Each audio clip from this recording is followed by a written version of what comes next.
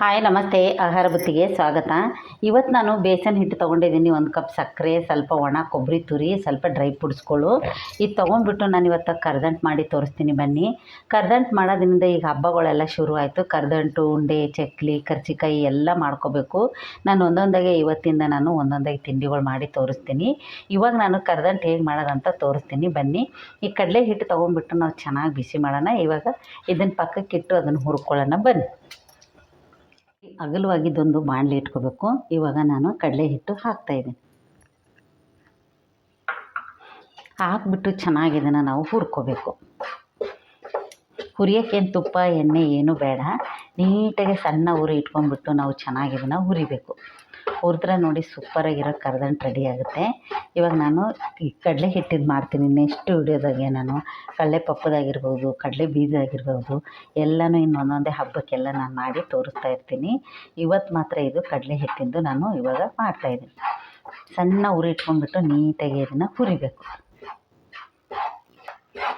ನೋಡಿ, ಸಣ್ಣ ಉರಿ ಇಟ್ಕೊಂಡ್ಬಿಟ್ಟು ನಾವು ನೀಟಾಗಿ ಒಂದು 10 ನಿಮಿಷ ಇದನ್ನು ಚೆನ್ನಾಗಿ ಹುರ್ಕೋಬೇಕು. ಇಲ್ಲ ಅಂದರೆ ಹಸಿ ವಾಸನೆ ಬಂದುಬಿಡುತ್ತೆ. ಅದಕ್ಕೆ ಇದು ಕಲರ್ ಚೇಂಜ್ ಆಗೋವರೆಗೂ ಸ್ವಲ್ಪ ಹುರ್ಕೋಬೇಕು. ನೋಡಿ, ಈ ಥರ ಕಲರ್ ಬರಬೇಕು. ಇದು ಬ್ರೌನ್ ಕಲರ್ ತುಂಬ ಕಪ್ಪಾಗೋವರೆಗೂ ಹುರಿಯೋಕ್ಕೆ ಹೋಗ್ಬಾರ್ದು. ನಾವು ಬೇಸನ್ ಉಂಡೆ ಹೆಂಗೆ ಮಾಡ್ತೀವಲ್ಲ ಹಾಗೆ ನಿಧಾನಕ್ಕೆ ನಾವು ಸಣ್ಣ ಉರಿ ಇಟ್ಕೊಂಡ್ಬಿಟ್ಟು ಇದನ್ನು ಹುರ್ಕೋಬೇಕು. ಇವಾಗ ರೆಡಿಯಾಗಿದೆ ಇದು. ನಾನು ಇವಾಗ ಪಾಕ ಮಾಡ್ತೀನಿ ಬನ್ನಿ. ನೋಡಿ, ಇನ್ನೊಂದು ಬಾಣಲೆಯಲ್ಲಿ ನಾನು 1 ಕಪ್ಪು ನಾನು ಬೇಸನ್ ಹಿಟ್ಟಿಗೆ 1 ಕಪ್ಪು ನಾನು ಸಕ್ಕರೆ ತೊಗೊಂಡಿದ್ದೀನಿ.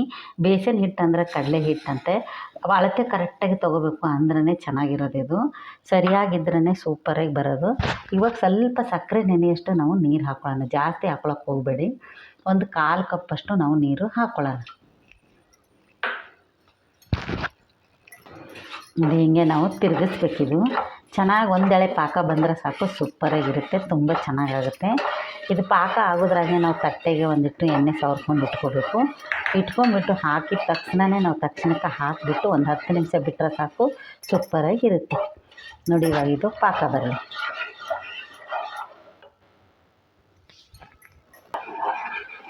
ನೋಡಿ, ಈ ಥರ ನೊರೆ ಬರಬೇಕು, ಅಂದರೆ ಪಾಕ ಚೆನ್ನಾಗಿ ಬಂದಿದೆ ಅಂತ ಅರ್ಥ. ಇವಾಗ ಸ್ವಲ್ಪ ಹೊತ್ತು ಇದನ್ನು ಬಿಟ್ಟು ನಾವು ಹಿಂಗೆ ಕೈಯಿಂದ ಒಂದೆಳೆ ಬಂದೈತಿಲ್ಲ ಅಂತ ನಾವು ನೋಡ್ಕೊಳ್ಳೋಣ. ನೋಡಿ ಎಷ್ಟು ಚೆನ್ನಾಗಿ ಬಂದಿದೆ ಅಂತ. ಈ ಥರ ನಾವು ಪಾಕ ಬಂದಿದ್ದು, ಎಳೆ ಪಾಕ ಬಂದಿದ್ದು ನೋಡಿಕೊಂಡ್ರೆ ನಾವು ಜಾಸ್ತಿ ಏರ್ ತೊಗೋಬಾರ್ದು. ಇವಾಗ ಇದು ರೆಡಿಯಾಗಿದೆ ನೋಡಿ. ಇವಾಗ ನೀಟಾಗಿ ನಾನು ಇದು ಬೇಸನ್ನು ಇದರಲ್ಲಿ ಹಾಕ್ತಾಯಿದ್ದೀನಿ. ಸಣ್ಣ ಉರಿ ಇಟ್ಕೊಂಡ್ಬಿಟ್ಟು ನೀವು ನೀಟಾಗಿ ಇದನ್ನು ಈ ಥರ ಕಲಿಸ್ಬೇಕು. ಕಲಿಸಿದ್ರೆ ಮಾತ್ರ ಸೂಪರಾಗುತ್ತೆ. ಕರ್ದಂಟು ಮಾತ್ರ ಸಖತ್ತಾಗಿರುತ್ತೆ. ಸಣ್ಣ ಉರಿ ಇರಬೇಕು ಕೆಳಗಡೆ, ಉರಿ ಹಾಫ್ ಮಾಡೋಕ್ಕೆ ಹೋಗ್ಬಾರ್ದು. ಆಮೇಲೆ ತಕ್ಷಣವೇ ನಾವು ತಟ್ಟೆಗೆ ಎಣ್ಣೆ ಹಚ್ಕೊಂಡ್ಬಿಟ್ಟು ನಾವು ಸರ್ವ್ ಮಾಡ್ಕೋಬೇಕು. ಗಂಟಿಲ್ದಂಗೆ ನೀಟಾಗಿ ಈ ಥರ ನಾವು ಕಲಿಸ್ಕೊಳ್ಳೋಣ. ತುಂಬ ಚೆನ್ನಾಗಾಗುತ್ತೆ. ಈ ಕರ್ದಂಟು ಮಾತ್ರ ಮಾಡಿ ನೋಡ್ರಿ ನೀವು, ಸಖತ್ತಾಗಿರುತ್ತೆ. ಟೇಸ್ಟು ಮಾತ್ರ ಸಖತ್ತಾಗಿರುತ್ತೆ.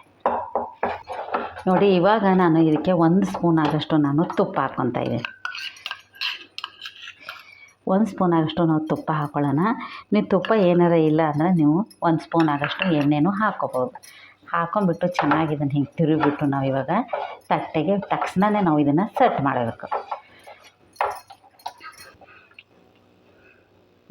ಈ ಥರ ನಾವು ತಟ್ಟೆಗೆ ಎಣ್ಣೆ ಹಚ್ಕೊಂಡ್ಬಿಟ್ಟು ನಾವು ಹೀಗೆ ಹಾಕಬೇಕು.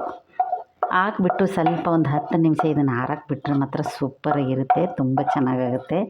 ಈ ಕರ್ದಂಟು ನೀವು ಮಾಡಿ ನೋಡಿ, ನೀವು ಹೇಗಿರುತ್ತಂತ ನಿಮಗೆ ಗೊತ್ತಾಗುತ್ತೆ. ಪಾಕ ಮಾತ್ರ ನೋಡ್ಕೊಂಡು ತೊಗೊಳ್ಳಿ, ಚೆನ್ನಾಗಿರಬೇಕು. ಸ್ವಲ್ಪ ಹೀಗೆ ನಾವು ತಟ್ಟೆ ಇವಾಗ ಸ್ಪ್ರೆಡ್ ಮಾಡೋಣ. ನೋಡಿ, ಈ ಥರ ಸ್ಪ್ರೆಡ್ ಮಾಡಿಟ್ಟು ನಾವು ಸ್ವಲ್ಪ ಡ್ರೈ ಫ್ರೂಟ್ಸ್ ಎಲ್ಲ ತೊಗೊಂಡಿದ್ದೀವಲ್ಲ ಅದನ್ನೇ ಹಾಕೋಣ.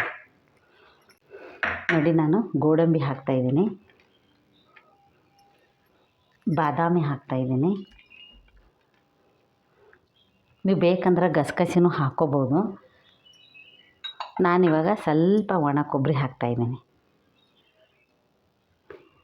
ಕರ್ದಂಟು ಯಾವುದೇ ಥರ ಕರ್ದಂಟು ಮಾಡಿದರೂ ನೀವು ಒಣ ಕೊಬ್ಬರಿ ಹಾಕೋದು ಮಾತ್ರ ಮಿಸ್ ಮಾಡಬೇಡಿ. ತುಂಬ ಚೆನ್ನಾಗಿರುತ್ತೆ, ಸಖತ್ತಾಗಿರುತ್ತೆ. ಟೇಸ್ಟ್ ಮಾತ್ರ ತುಂಬ ಚೆನ್ನಾಗಿರುತ್ತೆ.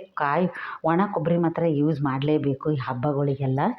ಅದಕ್ಕಾಗಿ ನಾನು ಒಣ ಕೊಬ್ಬರಿ ಎಲ್ಲದಕ್ಕೂ ತಿಂಡಿಗೆ ನಾನು ತುರಿದು ಇಟ್ಕೊಂಡಿರ್ತೀನಿ, ಅಷ್ಟು ಚೆನ್ನಾಗಿರುತ್ತೆ. ಇದೊಂದು 10 ನಿಮಿಷ ನಾವು ತಣ್ಣಗಾಗಕ್ಕೆ ಬಿಡೋಣ. ನೋಡಿ, ರೆಡಿಯಾಗಿದೆ ಇದು. ಫಸ್ಟೇ ಬಿಸಿ ಇರುವಾಗೆ ನಾವು ಕಟ್ ಮಾಡ್ಬೇಕು. ಇದನ್ನು ಮಾಡಿಬಿಟ್ಟು ತೆಗೆದ್ರೆ ಮಾತ್ರ ಸೂಪರಾಗಿರ್ತಾವೆ. ಎಷ್ಟು ಚೆನ್ನಾಗಿ ಬಂದಿವೆ ಅಂತ ನೀವೇ ನೋಡಿ. ಈ ಕರ್ದಂಟು ಮಾತ್ರ ಸೂಪರಾಗಿರುತ್ತೆ ನೋಡಿ, ಎಷ್ಟು ಚೆನ್ನಾಗಿದೆ ಅಂತ. ಯಾವ ಥರ ಬೇಕಾದ್ರೂ ನೀವು ಶೇಪಲ್ಲಿ ನೀವು ಕಟ್ ಮಾಡ್ಕೊಬೋದು ನೋಡಿ. ಸೂಪರಾಗಿದೆ ಇದು. ಇದನ್ನು ನೀವು ಯಾವಾಗೂ ನೀವು ಕಡಲೆ ಹಿಟ್ಟದಾಗಿರ್ಬೋದು, ಕಡಲೆ ಬೀಜದಾಗಿರ್ಬೋದು, ಹುರ್ಗಡ್ಲೆದಾಗಿರ್ಬೋದು, ಇದೇ ಥರ ನೀವು ಮಾಡ್ಕೊಬೋದು. ಅಷ್ಟು ಚೆನ್ನಾಗಿರುತ್ತೆ. ಇವಾಗ ನೋಡಿ ಎಷ್ಟು ಚೆನ್ನಾಗಿದೆ ಅಂತ ಒಂದು ತಟ್ಟೆಗೆ ನಾನು ಜೋಡಿಸ್ತೀನಿ. ನೋಡಿ ಎಷ್ಟು ಚೆನ್ನಾಗಾಗಿದೆ ಅಂತ, ಸೂಪರಾಗಿರುತ್ತೆ. ಈ ಥರದ್ದೊಂದು ನೀವು ಕರ್ದಂಟು ಮಾಡ್ಕೊಂಡು ತಿನ್ಬೋದು. ನಾನಿವಾಗ ಕಡಲೆ ಹಿಟ್ಟಿನ ತೋರಿಸಿದ್ದೀನಿ. ನೆಕ್ಸ್ಟ್ ನಾನು ಕಡಲೆ ಪಪ್ಪದು ಮಾಡಿ ನಿಮಗೆ ತೋರಿಸ್ತೀನಿ. ತುಂಬ ಚೆನ್ನಾಗಿರುತ್ತೆ. ಟೇಸ್ಟ್ ಮಾತ್ರ ಸಖತ್ತಾಗಿರುತ್ತೆ. ಬೇಸನ್ ಉಂಡೆಕ್ಕಿಂತ ನೀವು ಈ ಥರನೂ ಮಾಡ್ಕೊಂಡು ಕರ್ದಂಟು ತಿನ್ಬೋದು. ಸ್ವಲ್ಪ ಡ್ರೈ ಫ್ರೂಟ್ಸ್ ಎಲ್ಲ ಬಿಸಿ ಹಾಕಿದಾಗೆ ನೀವು ಬೇಗ ಹಾಕಿದ್ರೆ ಚೆನ್ನಾಗಿ ಅಂಟ್ಕೊಳ್ಳುತ್ತೆ. ಚೆನ್ನಾಗಿ ನೀವು ಇದನ್ನು ಮಾಡಿಬಿಟ್ಟು ಒಂದು ಸತಿ ಟ್ರೈ ಮಾಡಿ ನೋಡಿ ಹೇಗಿರುತ್ತಂತೆ ನೋಡಿ. ಪ್ರೊಸೀಜರ್ ಪ್ರಕಾರ ನೀವು ಒಂದು ಬಟ್ಲು ಕಡಲೆ ಹಿಟ್ಟು ತೊಗೊಂಡ್ರೆ 1 ಬಟ್ಲು ಸಕ್ಕರೆನ ಹಾಕಬೇಕು. 2 ಬಟ್ಲು ಕಡಲೆ ಹಿಟ್ಟು ತೊಗೊಂಡ್ರೆ 2 ಬಟ್ಲು ಸಕ್ಕರೆನ ಹಾಕಬೇಕು. 2 ಬಟ್ಲು ಸಕ್ಕರೆಗೆ 1.5 ಬಟ್ಲು ನೀರು ಹಾಕಬೇಕು ಪಾಕ ಮಾಡೋಕ್ಕೆ. ಅಂದರೆ ನೀಟಾಗಿ ಬರುತ್ತೆ. ಹೆಚ್ಚು ಕಮ್ಮಿ ಆದ್ರೂ ಪಾಕ ಕೆಟ್ಟೋಗುತ್ತೆ. ನೀಟಾಗಿ ನೋಡಿಕೊಂಡು ಮಾಡಿ ನೀವು, ಅಷ್ಟು ಚೆನ್ನಾಗಿ ಬರುತ್ತೆ ನೋಡಿ. ಯಾವ ಶೇಪಲ್ಲಿ ಬೇಕಾದ್ರೂ ನೀವು ಕಟ್ ಮಾಡ್ಕೊಬೋದು. ಈ ಕರ್ದಂಟು ನಿಮ್ಮ ಕಡಲೆ ಹಿಟ್ಟಿನ ಕರ್ದಂಟು ನಿಮ್ಗೆ ಇಷ್ಟ ಆದಲ್ಲಿ ಲೈಕ್ ಮಾಡಿ, ಶೇರ್ ಮಾಡಿ, ಸಬ್ಸ್ಕ್ರೈಬ್ ಮಾಡಿ. ನಮಸ್ತೆ.